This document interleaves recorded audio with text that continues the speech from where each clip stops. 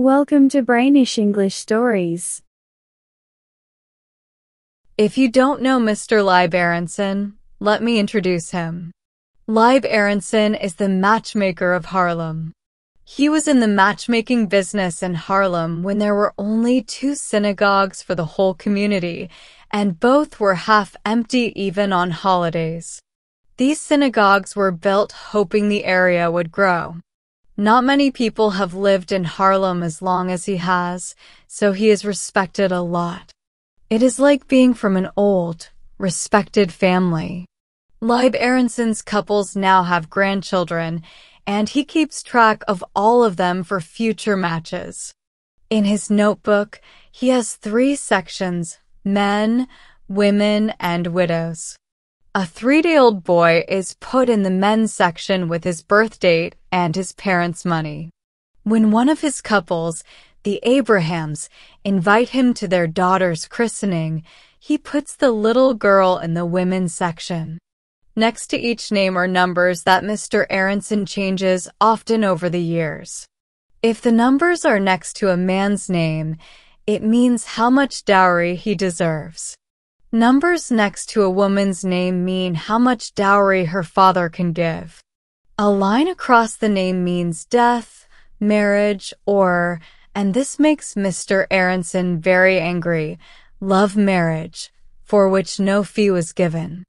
If Mr. Aronson hears that Mr. Goldberg made a lot of money in a real estate deal, he raises the numbers next to Miss Sadie Goldberg's name.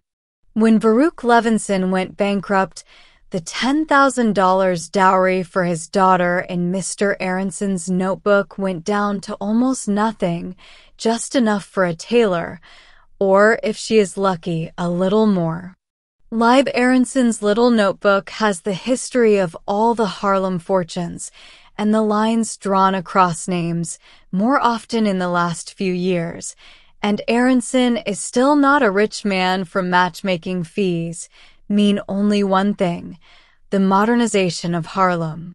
The love matches Mr. Aronson is so against. Now that you know the matchmaker and his methods, I will tell you the story of his daughter. A more beautiful girl than Leah Aronson was never seen in Harlem. Even as a child, the neighborhood called her Beautiful Leah. 2 eyes like big prunes, lips like cherries, and cheeks like a red apple, said the fruit man on the corner. And a more dutiful daughter never lived. She almost never went to any parties. Her mother was sick, so she took care of everything in the apartment. It was always very clean. Her father invited people to his home to talk business, and to make them feel at home, he would set the old samovar, a special tea kettle, on the table. And did the brass shine? Yes, it did. The whole house was so clean you could pass a white handkerchief over the floor and not find a speck of dust. Her own dress, her mother's old black silk gown, and her father's clothes were always like they had just come from the tailor. It was all Leah's work. But all that did not help Leah get a husband. She was not in her father's book. She was already 16, and her father never thought about her future. Why should he? There was no fee in it. Then something happened. Leib Aronson invited Abraham Goldberg to his home for tea and arranged for Mrs. Fowler to come in and see Mrs. Aronson. Mrs. Fowler got an insurance policy and 2 houses from her dead husband. But when Abraham Goldberg saw Leah, it almost spoiled the match with the widow. It took 3 months to get the deal through, and it happened only when Goldberg was almost bankrupt. When Goldberg comes to see me, I don't want you to be around much, Leah, or you will spoil the deal. It's $400, you understand. Leah understood. $400 was a lot of money. But when would she get married? Her sick mother thought about that many times and talked to her husband about it. In about 2 years from now, Dora Summer will be ready. She is 15 now. By that time, Rabinowitz's son will just finish college and will need money to start his life, so it will be a sure deal. My fee will be about $2,000. Summer, the butcher, is making money so fast he can't count it. Then, I will not forget my daughter, Leib Aronson explained. Yes, Leib, but suppose. That can't be, woman. Dora Summer will not make a love match. She's cross-eyed. I did not mean that. But suppose Rabinowitz becomes successful on his own. You know what a good family he comes from. Will he then let his own son marry a butcher's daughter? Suppose nothing. A butcher in America is as good as a rabbi if he has money. Believe me, Summer will give all he has for a doctor as a husband for his cross-eyed daughter. It was all so certain, as Mrs. Aronson later explained to Leah, that the girl began to look at Dora Summer as her benefactress. Dora was a walking dowry for her. The whole Aronson family was interested in Dora's welfare and her fast-growing fortune. Aronson made some money, a small fee here and there, while waiting for the big deal to happen, but that time was not to be. Cross-eyed Dora met a cousin from Philadelphia and married him just when Rabinowitz's son got his degree. And to ruin every other plan, this young fool actually married a Christian girl he knew in college. Leah was 18. She decided to find her own way. There was a young bookkeeper, a brother of her only girlfriend, Fanny Schumann. He was nice to look at. He was also very ambitious. After she met him at the Schumann's house, he invited himself for a Sunday evening at the Aronsons. Fanny Schumann whispered in Leah's ear, "Catch him. I hate Gussie Schwartz."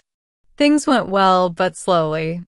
Leah arranged the young man's visits so he would come when her father was not home. Yet, in the third week, Leib Aronson met the visitor. "Hello, Isaac Schumann. Look what a big man he is. How old are you now?"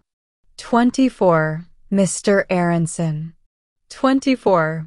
Wait, I think you are older. And out he took that little notebook. You will be 26, my boy, next month. After a few minutes of silence, Leib Aronson, the marriage broker, said to his daughter, "Make this samovar and leave us alone, please. I have something to talk to Mr. Schumann." Leah trembled and cried as she went to the kitchen. When she came back to the front room, she heard her father say to the young man, "Fanny is nearly 25. She has to marry. Without a dowry, it's a sin to Israel. She is your sister." Leah cried, but Leib Aronson could not lose a double fee. Besides the great need, Aronson was also urged by professional pride to make such a clever deal and make the same money pay a double fee. Gussie Schwartz's dowry was $4,000. From this money, Isaac Schumann gave $1,000 toward his sister's dowry, who was married through Aronson to a new paper box manufacturer. Both marriages took place on the same day. This helped the young paper box maker, who was having money problems. It cut the wedding expenses in half. The few $100s Aronson got as fees from that deal just helped the family during the holidays. Midwinter, Leah met a nice young man who studied dentistry in the day and worked as a waiter at night.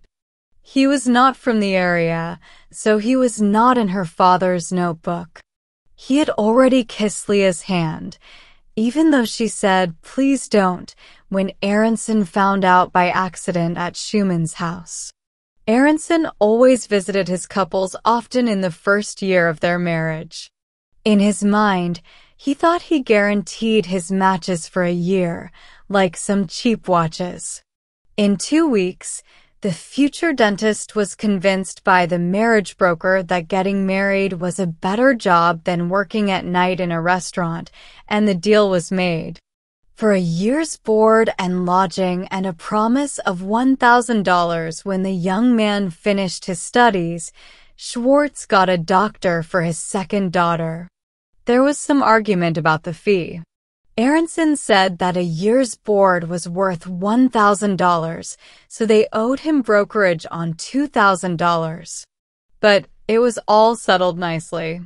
The matchmaker had to buy a new coat for himself. Rent was also overdue, and he had no money. Leah was 21. Leah was 22, and Leah was 23. And the best husbands in the area were given away by her father to other girls, one for 2 months' rent, one for a winter coat, and one for a long overdue bill at the grocery store. Leah's cheeks were now a little pale, her lips a little thin. As the shoemaker's children walked barefooted, Leah was left without a husband because her father was a matchmaker. There was not much hope for a dowry. The best matches failed because of that modern thing, love. It was Aronson's greatest enemy. No matter how much he fought it by saying that all love matches were failures, love matches happened more and more. A new kind of people came to Old Harlem. Men who didn't care about old customs. People whose backgrounds nobody knew. They didn't light candles on Friday night and rode in cars on Saturday. Girls and young men walked arm in arm on the street and laughed loudly without shame. Aronson complained bitterly. His old job was no longer needed. Leib, what about our daughter? Don't worry about your daughter. There are no Jewish nunneries. With God's help, she will marry too. He had an eye on a certain young widow with a little money and a young man who needed money. He invited the young man for tea, and Mrs. Adler was to come in casually to visit Mrs. Aronson. That old samovar was to be used again. Leah was watching. She was smart now. That young man was to be hers. She placed her chair facing the young man and sat near the widow to give him a chance to compare them. The young man was very shy, so the widow also pretended to be shy. But Leah was in her best mood and even sang as she poured tea for everyone. She made Mrs. Adler look 20 years older by comparison and made the young widow so angry that she left the table with tears in her eyes. The deal with the widow fell through. He did not like her. She was too old. 2 months later, Leah married the young man. She made him fall in love with her behind her father's back. Aronson was studying his little notebook for a suitable match for the man when the young couple came into the room and announced that they were just married by the alderman of the district. The marriage broker could not forgive his daughter. Not only had she robbed him of a possible fee, but she had also ruined his business.